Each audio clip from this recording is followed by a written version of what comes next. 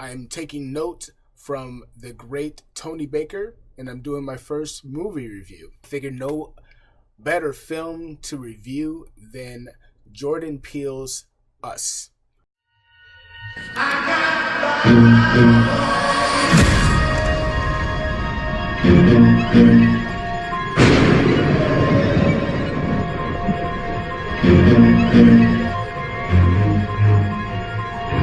Hello creatives, welcome to the channel. Mike here, aka Matrix 75. First things first, I have to say I have 50 new subscribers. Yes, indeed. Thank you very much. I want to say welcome to all of you that are new to the channel, new to my channel. Have a look around. I've been doing this for a while. Take a look at some videos. I have a lot of them to choose from. So my whole thing is to inspire others to be their creative selves, to push those who have not been creative to finally become creative. That's what Beyond Art is all about. I am doing something different today for today's video. I took a note from a stand-up comedian. His name is Tony Baker. He does a lot of comedies and he does a lot of movie reviews. And he seems like a normal dude that just likes to go to the movies, just like me. But I'm also trying to write movies. I had a rough week, to be honest, and I needed a film that was just going to kind of shake me up a little bit. So Us seemed perfect. It's still real fresh in my brain and I can't get it out. So I want to talk about it with my creatives. Why not? So this is my first review. This type of review that I'm talking about is how an average moviegoer is going to rate the film, how to make me feel, and if I suggested that you should go see it or not. I'm not going to spoil the ins and outs of the film itself because I want to leave that to the audience. But what I have to say is that the performances is what drives this film. Without too many spoilers, because I don't want to spoil this film, but Us is basically about a young family of four. Adelaide, which is the mother, Gabe, father, Jason's the young boy, and the young girl is Zora. They're going to a beach house that they have over in Santa Cruz. It's pretty nice to see Santa Cruz Beach Boardwalk. They're going there to their family home, and they're approached by a family of doppelgangers. This is the exact version of them. They are approached by this family, and this family is trying to kill them. That is the overall premise. There is a backstory. There's a bunch of different twists and turns. There's a lot of double meanings, political satire, the whole 9 yards, controversy, conspiracies. But all in all, it's about this family, but it's led by the character of Adelaide, who is played by Lupita Nyong'o. It's one of those films that's going to spark up conversation about the intent, conspiracy theories. The film itself is riddled with a lot of different conspiracies, and they hint on that in very, very subtle ways. The daughter one time says, do you know they put fluoride in the water to help with mind control of the masses? The government's doing that. Just little bombs and all that kind of stuff. And I've heard about rumors and stuff like that, conspiracy theories about things like that in the past, but little hints like that help guide the narrative of the film. But regardless of that, I went to this film as a horror film fan. Besides the political satire, besides the double meaning, and besides even the performance, I wanted to see a horror film. So I enjoyed Get Out. This film, Get Out, his first film, was great. Jordan Peele's first film, Get Out, was a great film. No question about that. And it was a scary film in the sense of a thriller. But I wanted Us to be a horror film. And there's a clear-cut difference. Get Out's a good film, but it's a thriller with a little bit of horror tactics. Us is a horror film. And that's what I really, really came in for. I wanted a horror film that was going to try to scare me. And did it deliver? I'm going to get to that. It's a good film. It's nice and solid, but it's not over the top. I kind of figured that he had all the range with the premise itself to go over the top. And the only way I can say that it was over the top a little bit is just because of Lupita's performance. She does a phenomenal job. She is twisted in all the right ways. She is scary in all the right ways, but not to the point where she is not. It doesn't look like she's just completely losing her mind. It looks like she's very much controlled, but she has some issues. A lot of them. But wow, what a performance. It gets to the point where I'm looking at two different characters. And that's what I wanted. I wanted to make sure that I'm not just looking at the same character and playing two different roles. And the actor really has to try to pull this off to make it seem like I'm looking at two different people on the same screen. So she does a very good job of that. Winston Duke's character, he is a little bit of a prick, which is fine. I love pricky characters, which is always welcome. But and this is one thing I was thinking about before. There seems to be a problem within storytelling that I've noticed.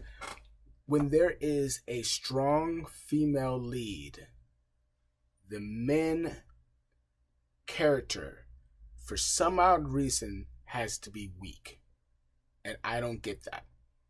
I mean, have your strong female lead. She can kick all the ass that she wants to. That's fine. But why does the male character have to lack so much and be such a kind of a bitch? And in the worst way possible. I hate saying that word, especially, I just hate that word, but I mean, he just went out he was just kind of sorry, and I don't get that. It kind of seems like in almost every strong female lead role, the male counterpart, for some odd reason, has to be weak. And I don't get it. Anyway, back to it. Us. Solid film. Solid performance. Lovely premise. New spin on the genre of black horror films. Now, get this. This is my take. This is just my artist, film critic, film buff, cinema junkies rant. Jordan Peele, I salute you. Very much so. Because you are opening up a personal lane for me. Because I write horror. And to see a black man make a horror film is refreshing. These are lanes that need to be opened wide up, and it's obvious that people flock to the theaters to go see it. I went to go see it last night and the theater was packed. So it makes it seem like what I'm doing while I'm writing my stories is not a waste of time. These things are going to blossom into something more than what I think they're going to be. I have faith in that. So Jordan Peele, thank you for opening up doors. And for me, it gives me inspiration to keep on doing what I'm doing and to write the craziest stories possible, because this story was absolutely bizarre. I love the fact that we had some 80s elements in there. We had hip-hop elements in there. Good usage of music. That's the thing, man. When you use the music wisely in the film, it adds a layer, a dynamic. I've always said, this is a spoiler alert, I have to say it, but my God, I've always said that the Beach Boys, oh man, good vibration, good vibration. You know the song by the Beach Boys. I've always said that song is fucking creepy. And it always is, excuse my French, it always will be. There's an underlining of extreme creep when you listen to that song. And if it's slowed down at all, or even strip the vocals off, even using the vocals, but strip the vocals off, really just listen to the music of it, it's Creepsville. And Jordan Peele must think the same way, because he used it in a really good, chilling scene. He didn't slow it down like I wanted him to, but man, he used it in a good way. And there was a good layer of comedy within this film, which was odd. For the film to be really taken seriously, I was thinking that, it seemed like he's always going to add that layer of comedy no matter what he does, because he's, it's Key and Peele. But there was more than I thought it was going to be within this film, which is a good thing and a bad thing, depending on your preference, you know what I mean? But for me, I wanted it to be straightforward, in your face, scare the daylights out of you, to the point where the characters went through more. But maybe I'm just twisted that way. Is it a solid film for a horror film? And I would have to say yes, but it's a baby horror film. You're not really getting what a horror film could bring, and I wanted us to be that. I wanted him not only to start a conversation in our minds and amongst America, but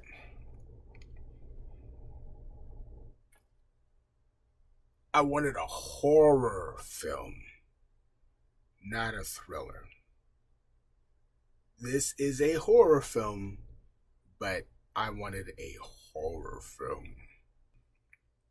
When I'm watching these films, I'm an inspiring filmmaker, so when I'm watching these films, I'll watch it the first time like a normal moviegoer, but the second time I see it, I'm tearing it apart. I'm looking at the dialogue. I'm paying really close attention to the actors. I'm paying close attention to the sound, the editing, the mood, the storyline, the different acts. I'm breaking down the narrative. I'm listening to the score and how the cinematography is moving, the photography, maybe even thinking about what the storyboard frames and thumbnails look like when they were putting this whole thing together, breaking the whole thing down and really trying to learn and how I can improve on the stories that I'm making right now and what to do and what not to do. I'm looking at mistakes, a lot of mistakes. So maybe I'm taking it a little bit more seriously than the average moviegoer, but I figured that if you're going to invest all this time and all this money in these films, why not make them the best films they could be? I give this movie a solid B. It's a B for being badass and brave, for tackling a important subject matter, for being brave enough to be strong enough to put a performance on like Lupita. She had to go through so much to make this performance possible. She had to go to the dark side for a while. She had to live there for a while. It's pretty obvious. You look at that performance and she had to lose her shit. And speaking of losing their shit, if you've lost your shit before, it's not a pleasant place to be. And if she had voluntarily lost her shit to lose it on camera, that is some crazy shit. So that alone, I give kudos to not only Lupita, but to Jordan Peele. For the rest of the cast, they did their thing. And I have to say this as well, not to bring race into it, but this is a black horror film, and you are getting blackness throughout the film. That is awesome.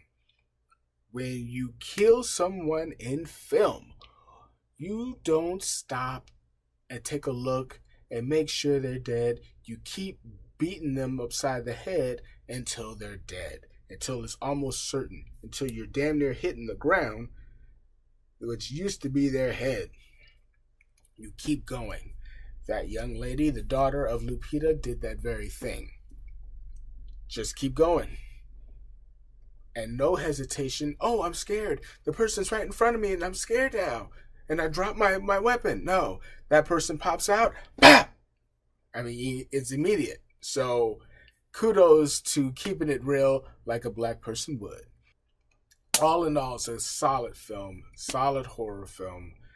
It needed to be a little bit more, but go see it. Support black cinema no matter what. I'm going to see it again so that I can really, really dissect it and tear it apart like I normally do. But I have to say, solid B effort. Get Out versus Us. Just by film and impact alone, I would have to say Get Out is just a little bit of a smarter film. Us had an element to it, a certain element, and I understood why that portion was used in the film, this 80s element, but they could have found a better way to execute it, even if I have to get this off my chest. My God, you can't show villains holding hands and think that's scary. Fuck, man, you just can't. They're holding hands, man. I don't care. You can't do that. That's like almost only if he would have had them stop holding hands at the end of the film and run towards the city, that would have made a lot more sense. But they're at the end of the film, all we've seen is them holding hands. We didn't see enough of them doing carnage. The last thing we saw is them holding hands, and it really was Hands Across America. Holy shit. That's some corny shit, dude. That was the layer of corny that I didn't want within the movie. The movie was raw without the hands. It was Hands Across America. Regardless, go see it. It's an awesome film. So there you have it, my first film review. What do you think about the film Us? Did you like it? Did you not like it? Was it corny or was it scary? Leave a comment in the section below. Give me a like, share, and subscribe to the channel. This is Mike, Matrix 75. Stay positive, keep creating, and I'll see you next time.